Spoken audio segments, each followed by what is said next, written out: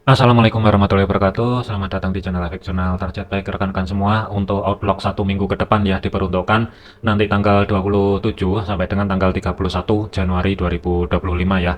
Sebelum masuk ke teknikal untuk rekomendasi broker, terutama untuk pemula ya, jangan lupa gunakan akun Sen untuk menekan resiko yang lebih minim. Khusus untuk akun Sen di FBS ini, silahkan untuk linknya ya, cek di kolom deskripsi. Tanpa link tersebut, itu akun Sen tidak akan bisa diakses. Kelebihannya dari FBS ini, yang pertama, baik deposit ataupun withdraw ya, itu cepat banget, hitungan menit. Kemudian dari segi pairnya pun juga lengkap, dari pair forex mayor ataupun minor, gold atau komoditi yang lainnya itu juga ada. Dari kriptonya sendiri itu juga ada. Kemudian contoh misalkan Nasdaq ataupun oil ya, itu juga ada dan bisa di trade dengan menggunakan akun Sen ya. Untuk kelebihan yang lain adalah historinya pun kalau kita liatin contoh di gold itu, kita masih bisa liatin histori di bawah tahun 2000 dari segi time frame besarnya ya. Jadi panjang banget untuk historinya, pola pembentukannya itu juga kelihatan jelas. Kemudian saran yang kedua, gunakan jurnal ya untuk menekan risiko yang lebih minim dan menghindari overload, overtrade, full layar, full margin ya. Itu sebisa mungkin dihindari karena itu kalau menurut saya itu adalah penyakit. Jadi contoh jurnal yang saya buat dan ini juga bisa di-download, linknya ada juga di deskripsi. Saran saya adalah usahakan buat sendiri terlebih dahulu ya. Cuman kalau pengen instan nggak masalah. Contoh di sini misalkan ya kita awali dulu dari Januari kemarin, misalkan modal awalnya adalah 10.000 dolar, anggap aja ini sen ya. Jadi secara otomatis akan terakumulasi persentase hariannya pun ya. Kalau misalkan start dari 1%, target hari berikutnya itu akan turun terus. Kemudian dari saran lotnya per entry posisi itu adalah tidak boleh melebihi 0,2 lot dalam satu hari, itu adalah tidak boleh melebihi start awal itu adalah satu lot ya. Kemudian maksimal entry-nya per hari itu usahakan disiplin antara 1 sampai dengan 5 kali entry posisi terlebih dahulu, baru kalau misalkan target sudah tercapai, kalau mau cari ancang-ancang atau hold posisi untuk swingnya 6 ataupun 7 ini bisa digunakan. Jadi ini fungsinya dari segi jurnal itu kita tahu target hariannya itu berapa persennya yang ada di sini. Kemudian profit harian yang sudah didapat itu nanti akan terakumulasi secara otomatis ketika kalau misalkan profit ataupun minus itu nanti kita isi di sini, secara otomatis akan terakumulasi di profit harian di sini. Jadi contoh misalkan target hariannya adalah hari pertama 100 dolar, kemudian hari kedua adalah 99 dolar, nanti akan ketahuan dari entry 1 sampai dengan entry yang kedua itu sudah dapat berapa, baru di sini sisa lot yang masih ada itu digunakan untuk isi ataupun entry yang selanjutnya ya. Jadi fungsi sebenarnya untuk jurnal ini adalah yang pertama memudahkan kita untuk kejar target baik dari harian ataupun mingguan. Yang kedua adalah menghindari overload, overtrade, dan kontrol di dalam diri sendiri. Untuk bulanan pun ini juga ada ya. Jadi ini sudah saya siapkan semua, tabel perhitungan di sini juga ada. Cuman ini sementara di gold aja, untuk pair forex ini belum saya update karena perhitungannya agak ribet juga.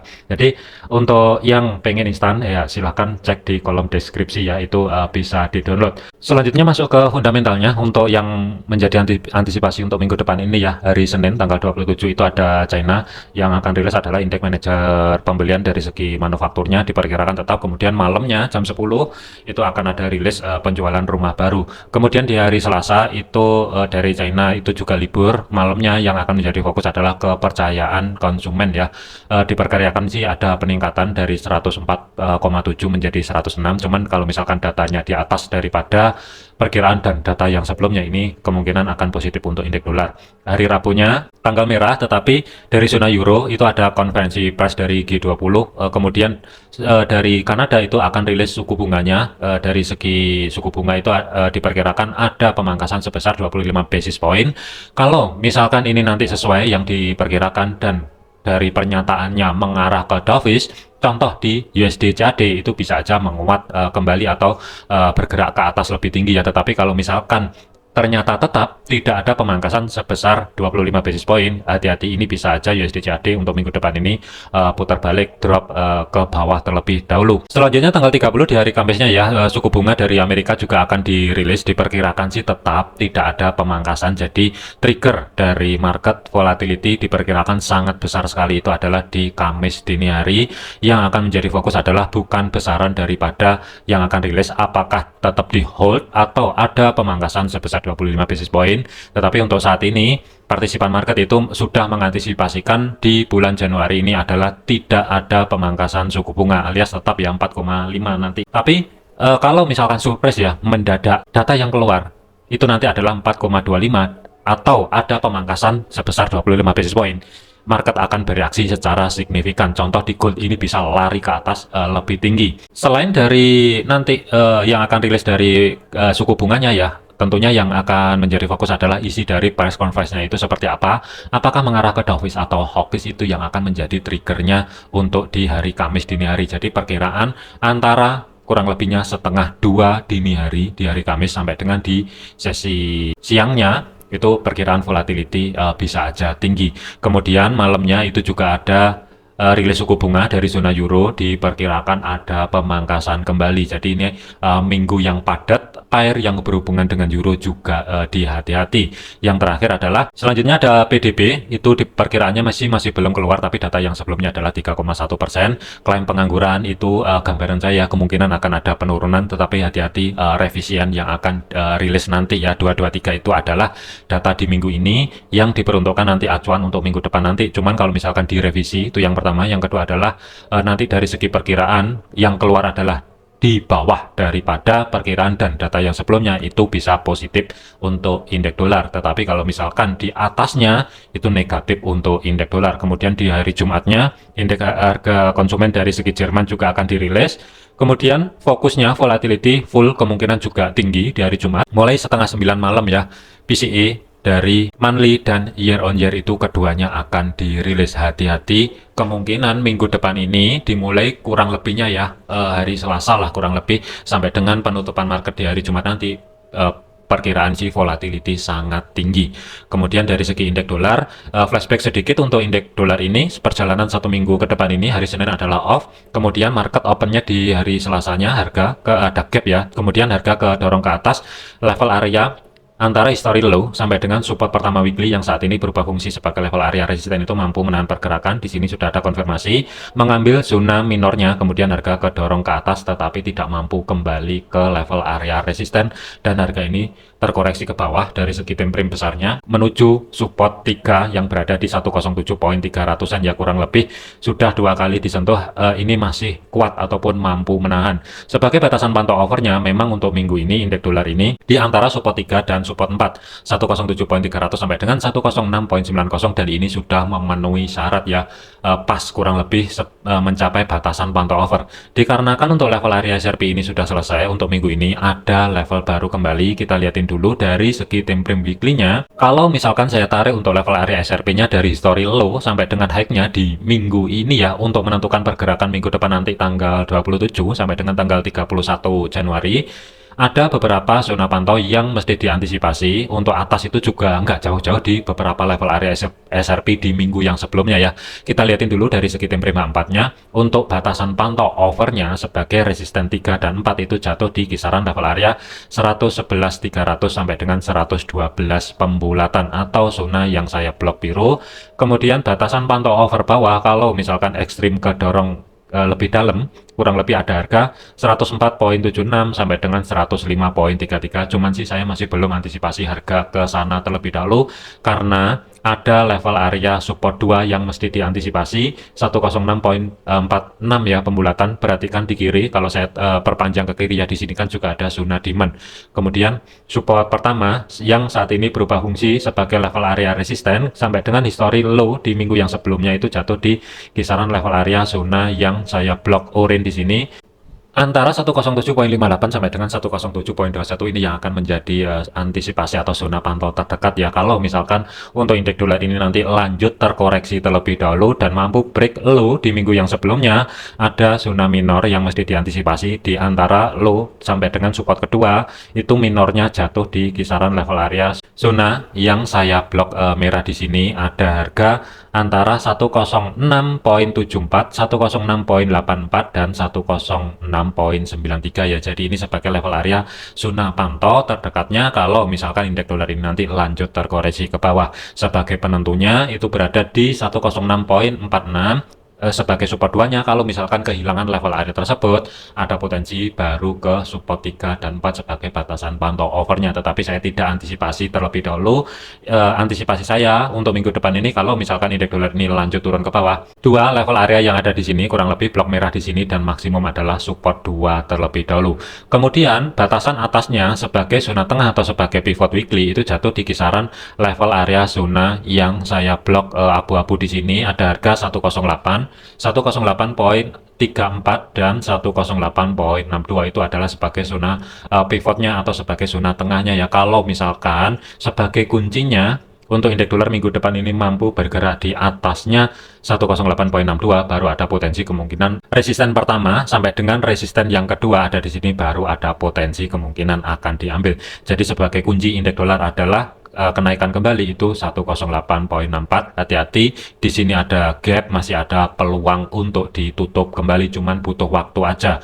Kemudian history high sampai dengan resisten pertama itu jatuhnya di kisaran zona yang saya blok biru di sini. Ada harga 109.100 sampai dengan 109.46 ya. Jadi kalau misalkan dia mampu break di zona tengah atau sebagai pivotnya, zona pantau pertama adalah di blok biru, maksimum sementara adalah kembali di 110.200 ya, atau mendekati high di tanggal 13 Januari kemarin. Jadi ada potensi sebagai kesimpulan akhir indeks dolar, kalaupun dia lanjut turun, kemungkinan sudah tidak jauh-jauh antara blok merah 106.74 sampai dengan 106.93, maksimum adalah di 106.46. Tetapi kalau dia gagal break low di minggu yang sebelumnya dan untuk hari Senin ini dia langsung kembali ke atas di atasnya support pertama weekly yang saat ini berubah fungsi sebagai level area resisten, kemungkinan akan menuju ke zona tengah atau sebagai pivot terlebih dahulu ya. Jadi skenario saya ada dua, apakah ini nanti dia turun dulu baru lanjut ke pivot, atau dia langsung retest di level area resisten yang ada di sini baru ke zona tengah atau sebagai pivotnya. Batas pantau atas sementara ya, jangan jauh-jauh terlebih dahulu. Jadi fokusnya kalaupun ada kenaikan antara 109.100, 109.46 sampai dengan 110.200 terlebih dahulu. Batas pantau atasnya yang R3 dan R4 sementara saya skip terlebih dahulu. Selanjutnya untuk gold, satu minggu ini kita flashback sedikit. Open market kemarin yaitu berada di atasnya pivot, kemudian harga ini kan turun kembali ke bawah dan kurang lebihnya tidak jauh-jauh di zona tengah atau sebagai pivot. Harga ada kenaikan, retest yang pertama di level area resisten di sini membuat konfirmasi penerusan harga dan langsung break di history high minggu yang sebelumnya. Rally, base rally, kemudian retest lagi, ada konfirmasi penerusan harga dan harga ini langsung lanjut ke atas. Jadi full up untuk minggu ini ya, harga sama sekali tidak mampu menyentuh level area support. Untuk kenaikannya kemarin sudah saya singgung di video yang sebelumnya ya, kalaupun untuk gold ini nanti naik lebih tinggi, gambaran saya sudah tidak jauh-jauh di antara batas pantau over weekly-nya 2781 sampai dengan 2797, tetapi dia gagal mencapai level area 2797 ya, tidak jauh-jauh di level area resisten 3 weekly, kurang lebih ada di sini. Dikarenakan untuk perjalanan SRP untuk minggu ini kan sudah selesai, jadi ada level baru kembali. Jadi ini saya hapus dulu. Kita flashback sedikit dari segi monthly-nya. Untuk perjalanan monthly ini, kalau misalkan saya tarik dari low sampai dengan high di bulan history Desember kemarin ya, itu sebenarnya posisi gold saat ini itu kurang lebihnya ya sudah mencapai level area resisten kedua monthly.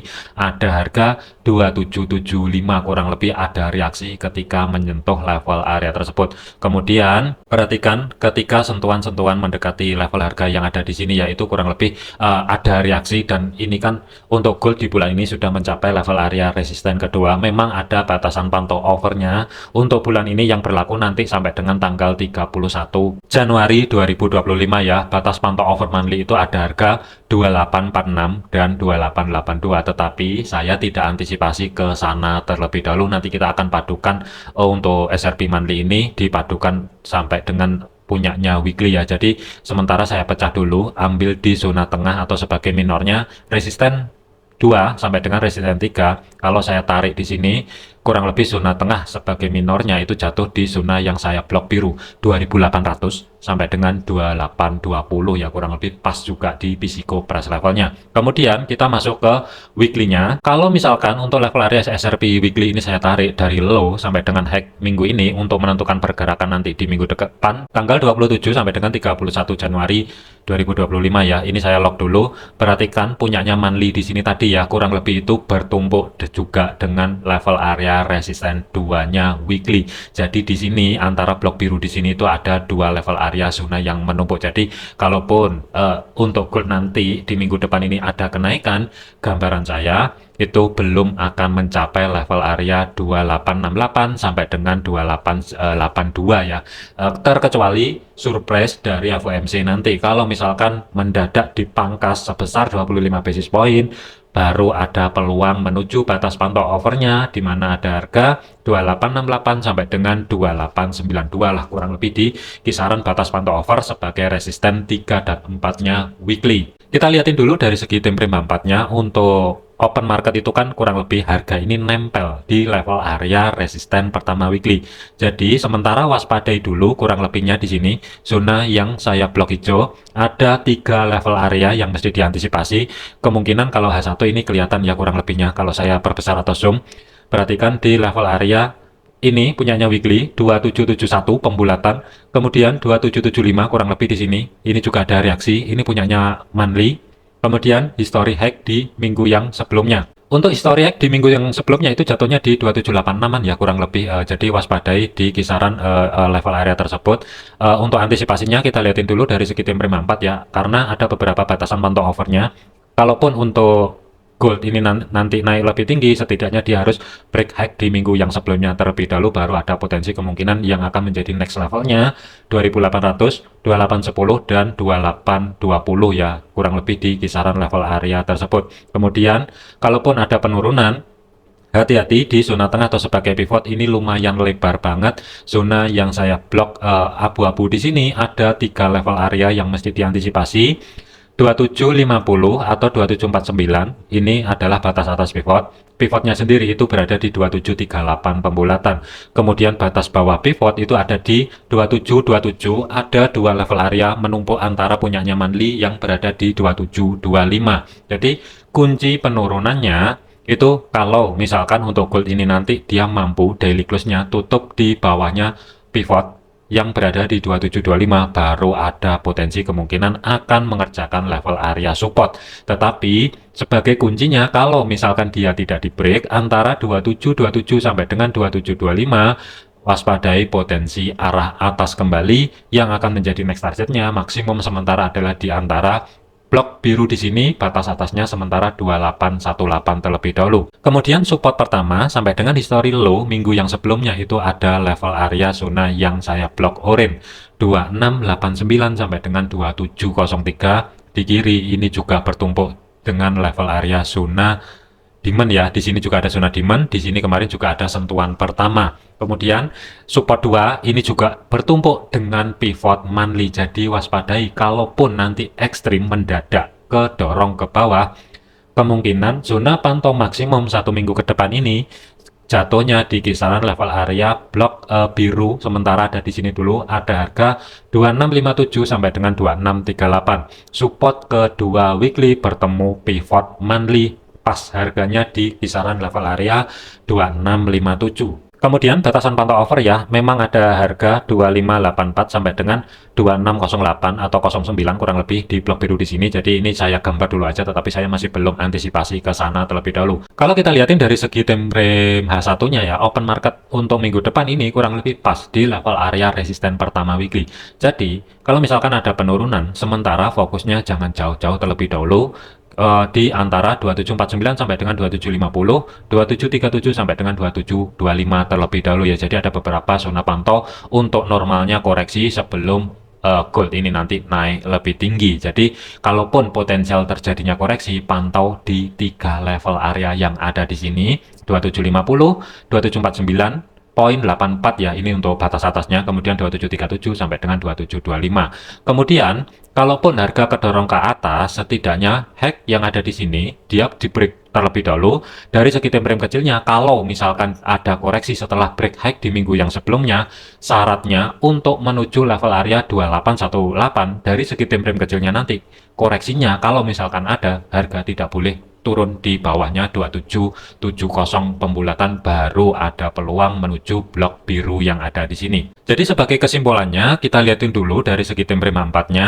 Batas pantau over sebagai weekly memang ada harga 2866 sampai dengan 2890. Kemudian resisten keduanya itu jatuhnya di 2818. History high sampai dengan resisten pertama 2786 sampai dengan 2770. Pivotnya itu jatuh di 2737 dengan batas atas 2749, batas bawah 2725. Support pertama 2705 dan history low minggu yang sebelumnya adalah di 2689 ya. Sementara fokusnya ada di sini terlebih dahulu. Gold bisa dikatakan naik kembali setelah dia break high di minggu yang sebelumnya, dan koreksinya dari segi time frame kecilnya harga tidak mampu turun ke bawah, di bawahnya 2770 baru ada potensi kemungkinan akan kejar atas terlebih dahulu. Tetapi kalau misalkan open market di hari Senin ini nanti kehilangan level area 2770, masih ada peluang besar untuk menuju zona tengah atau sebagai pivot untuk koreksinya atau ayunan ke bawah sebelum gold ini nanti naik lebih tinggi. Jadi saya lebih prepare menunggu 3 level area di sini ya, baik buy ataupun sell-nya tentukan opsi masing-masing, tetapi saya lebih prepare wait and see terlebih dahulu. Kalau misalkan mau dicatat untuk level-level area SRP-nya ya silahkan cek di sini terlebih dahulu. Jadi ada potensi kemungkinan dia akan terkoreksi ke bawah terlebih dahulu ayunan sebelum harga ini nanti kembali ke atas ya, waspadai. Nanti juga akan saya update di video lanjutannya. Jadikan video ini sebagai referensi, jangan dijadikan sebagai patokan. Segala keputusan risiko menjadi tanggung jawab masing-masing. Jangan overload, jangan overtrade, tetap disiplin. Terima kasih, sampai jumpa di video yang selanjutnya.